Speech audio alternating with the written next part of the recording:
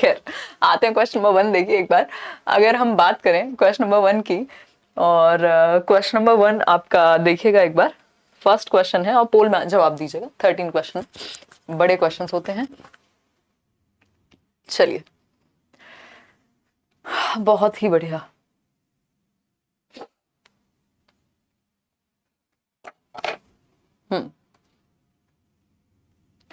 फटाफट से बताइएगा। बाल नहीं समझ रहे हैं लोग, जिंदगी नहीं संभाल पा रहे हैं, हमसे हमारे बाल नहीं समझ रहे हैं, हम जिंदगी संभाल लेते हैं। तो देखिएगा एक बार, बहुत बातें होंगी, मैं नींद में हूँ आधी, आज मैं सोई नहीं हूँ। देखो एक बार बी ऑप्शन कह रहे हैं आप लोग। क्वेश्चन पढ़ते हैं। Hetal speaks Gujarati at home. Hetal एक बच्ची है, बच्चा है जो घर पे गुजराती भाषा में बात करता है या करती है। And is fluent in reading and writing the language. तो वो गुजराती बोल भी लेती है घर पे और लिख और पढ़ भी लेती है गुजराती को, बात तो ठीक है। The medium of instruction in her school is Hindi.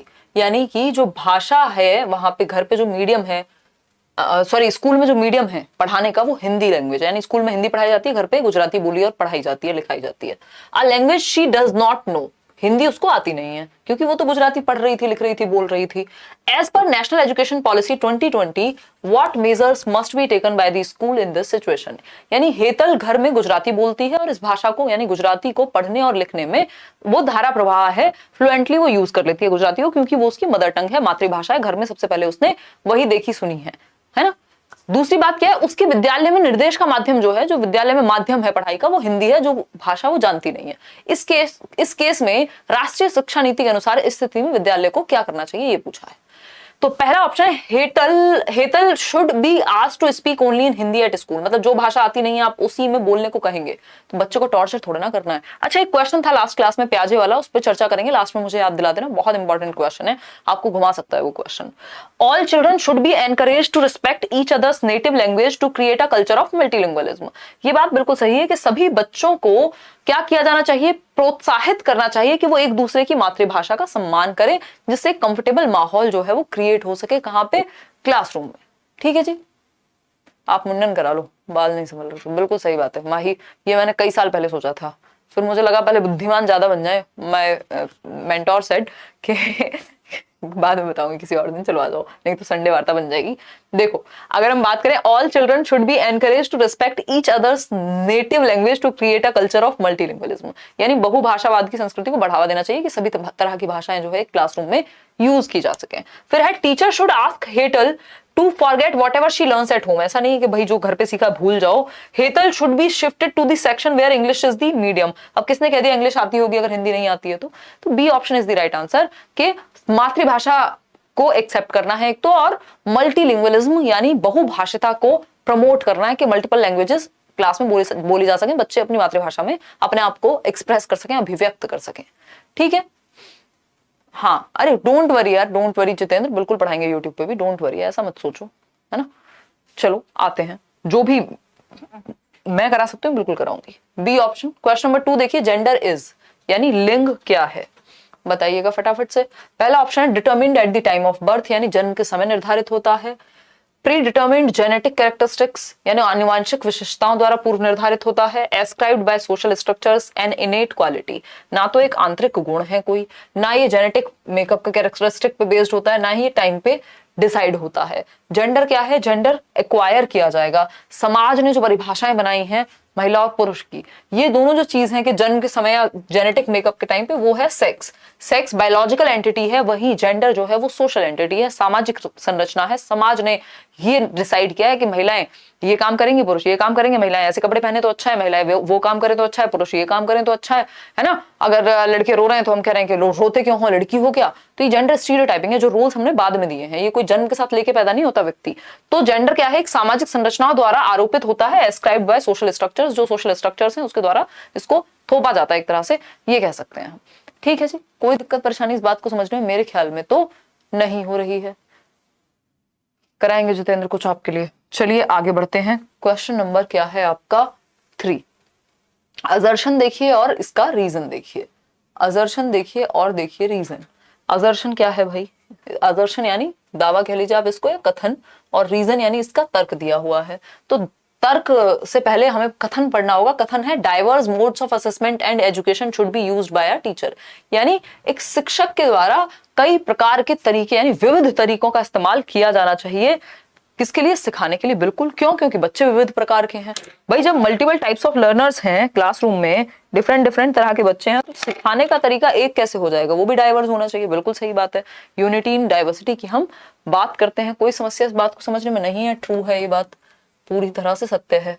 इसका रीजन दिया है, the purpose of evaluation is to segregate the well performing students, यानी आकलन इसलिए किया जाता है कि सेग्रीगेट कर सकें, अलग थलग कर सकें जो इंटेलिजेंट बच्चे हैं उनको बाकी क्लास से अलग थलग नहीं करना होता। Segregation is against the law of nature, तो ये हो गया फॉल्स, ए हो गया ट्रू, बोथ तो दोनों कुछ भी हो नहीं सकते। A is true, R is false, A option is the right answer, दोनों गलत हो नहीं सकते। C option is the right answer, 80% लोग दे भी पा रहे हैं। क्वेश्चन नंबर देखिए 4, which of the following is not a characteristic of a progressive classroom, यानी क्या निम्नलिखित में से एक प्रगतिशील कक्षा की विशेषता नहीं है? बताइएगा एक बार, निम्नलिखित में से क्या प्रगतिशील कक्षा की विशेषता नहीं है? फटाफट बताइए। चिल्ड्रन एज एक्टिव पार्टिसिपेंट, यानी बच्चों का सक्रिय रूप में भागीदार होना, ये तो बिल्कुल, जहां बच्चा एक्टिव है यानी वो प्रोग्रेसिव एजुकेशन है, वो चाइल्ड सेंटर्ड एजुकेशन है, वो आगे बढ़ती हुई एजुकेशन है जो बच्चे की लर्निंग को बढ़ावा दे रही है। बिल्कुल सही बात है। फ्लेक्सिबल ग्रुपिंग, बिल्कुल लचीला ग्रुपिंग, जहां पे बच्चे के इंटरेस्ट के अकॉर्डिंग हम उसके ग्रुप्स बना रहे हैं, चेंजेस लाने की क्षमता है, बिल्कुल सही है। मोबाइल टीचर, मोबाइल का मतलब है यहाँ बेसिकली, ये जो ट्रांसलेशन इनका गड़बड़ है, डायनामिक टीचर जो चेंज हो सके, जो मल्टी डायमेंशनल हो एक तरह से, ठीक है। Focus on rewards and punishment, ये गड़बड़ है कि सिर्फ रिवॉर्ड और पनिशमेंट के डर से या फिर लालच से हम सिखाएं, ये चाइल्ड सेंटर्ड नहीं होगा, ये बिहेवियरिस्टिक, ये टीचर सेंटर्ड क्लासरूम हो जाएगा। तो D option is the right answer over here. आगे बढ़ेंगे। क्वेश्चन नंबर क्या है? क्वेश्चन नंबर है 5। क्वेश्चन नंबर है 5। क्वेश्चन नंबर 5 देखिएगा एक बार, हल्का सा जूम इन करेंगे।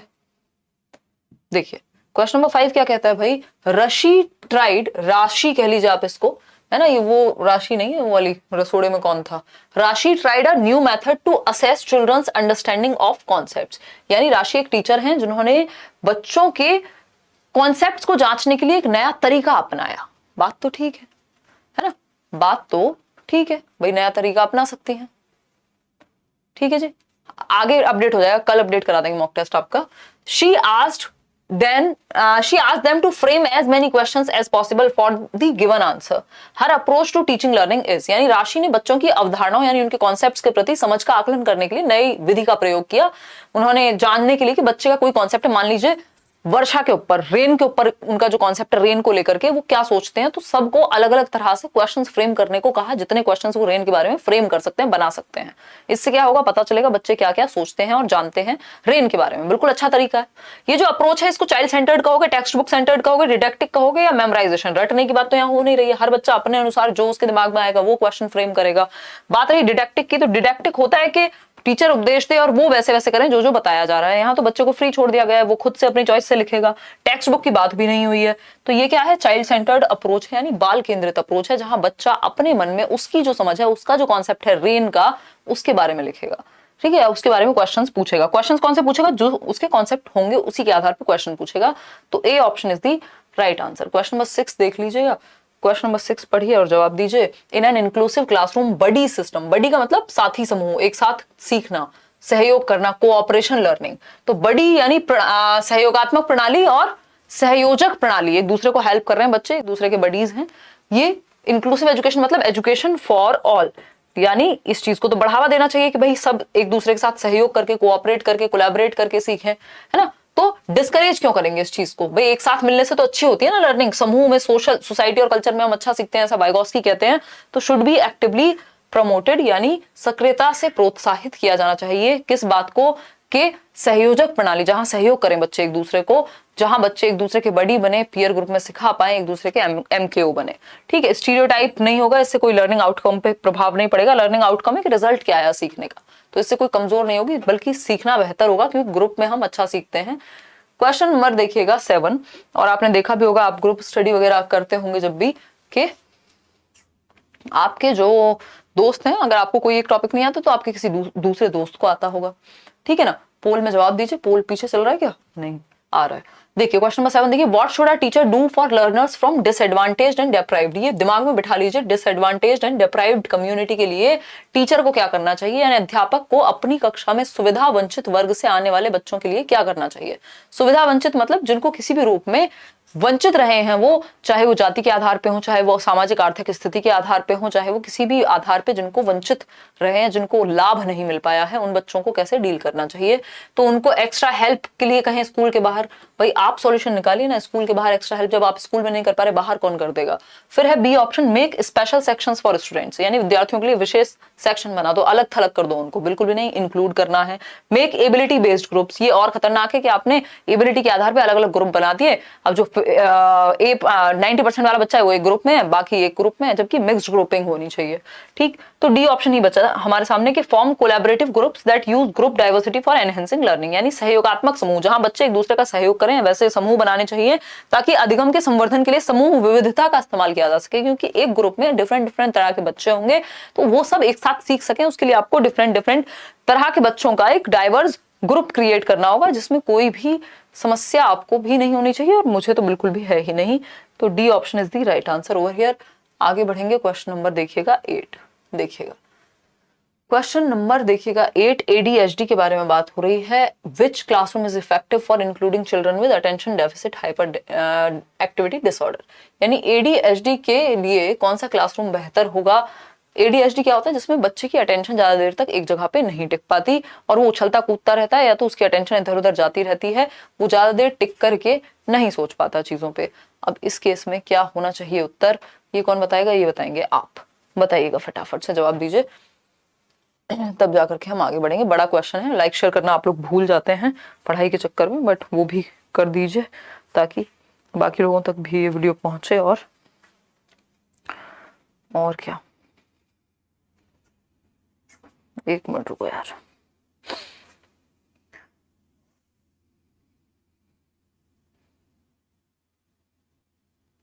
चलिए, अगर हम बात करते हैं किस चीज की, अगर हम बात करते हैं किस चीज की, which classroom is effective for ADHD, यानी वो बच्चा जिसकी अटेंशन एक जगह नहीं टिक पाती और वो चलता कूदता रहता है क्लासरूम में, तो आप लोग कह रहे हैं ऑप्शन जो है वो बी सही है आपके अनुसार।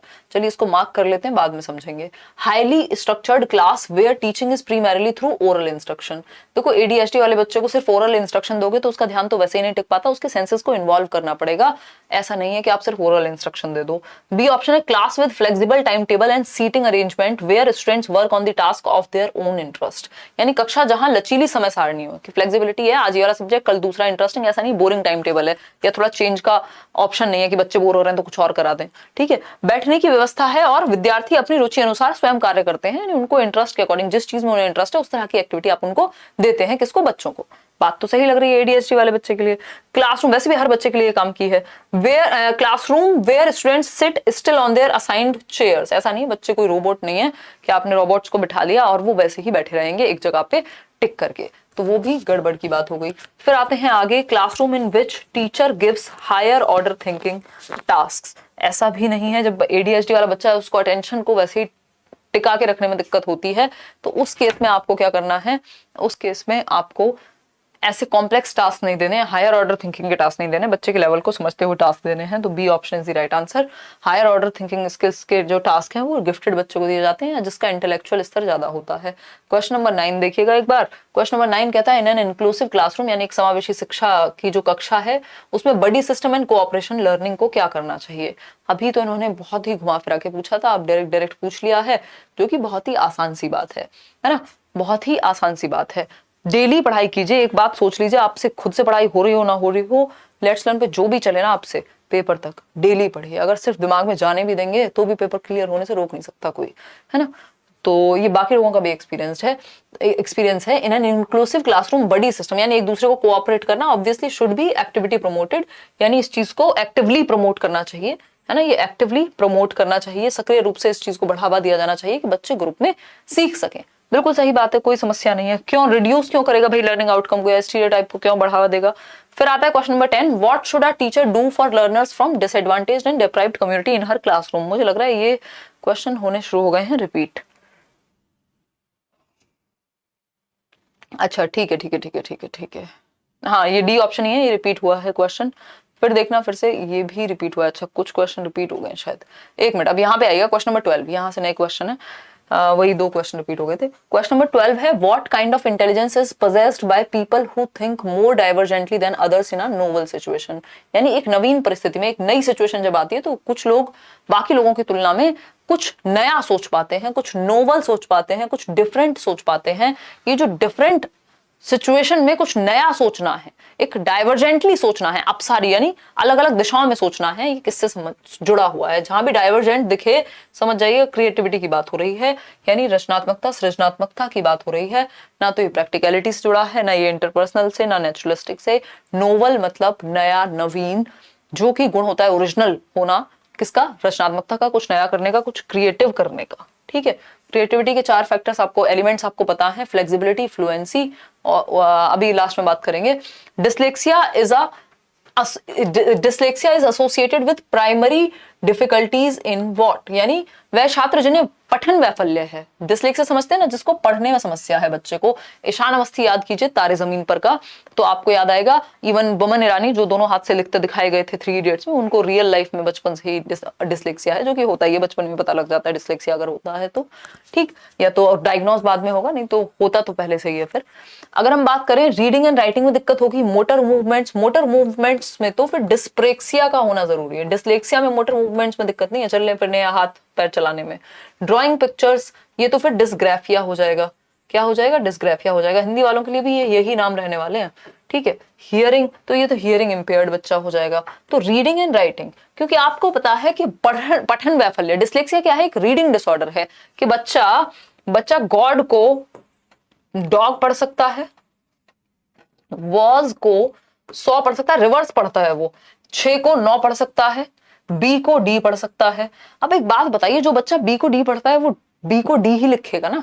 अगर आप उससे कहेंगे कि डी लिखो तो वो बी लिखेगा, जहां आप कहेंगे बी लिखो तो वो डी लिखेगा, क्योंकि उसके दिमाग में वायरिंग में वैसे ही सेट है। तो हम कह सकते हैं लिखना और पढ़ना दोनों से संबंधित इसलिए हो जाता है ये, क्योंकि जो पढ़ता गलत है वो लिखेगा भी गलत। तो इस केस में reading and writing is the right answer. अगर राइटिंग ऑप्शन में नहीं होता, सिर्फ रीडिंग होता, तो रीडिंग के साथ चले जाते। तो आज के जो क्वेश्चंस हैं कुछ इतने ही हैं।